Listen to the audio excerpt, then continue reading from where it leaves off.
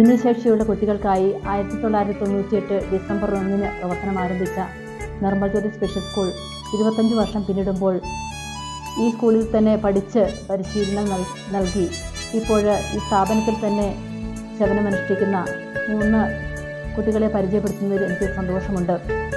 നിതിൻ മാധവൻ, അരവി പ്രകാശൻ, അനുഷ മോഹനൻ എന്നീ 3 കുട്ടികളും ഈ സ്ഥാപനത്തിൽ നോൺ ടീച്ചിങ് സ്റ്റാഫായിട്ട് ആത്മാർത്ഥതയോടുകൂടി വർക്ക് ചെയ്യുന്നു.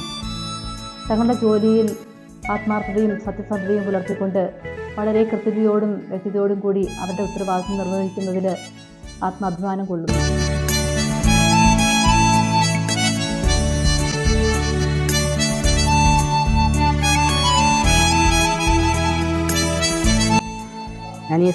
ഞാനിവിടെ വിദ്യാർത്ഥിയായിരുന്നു.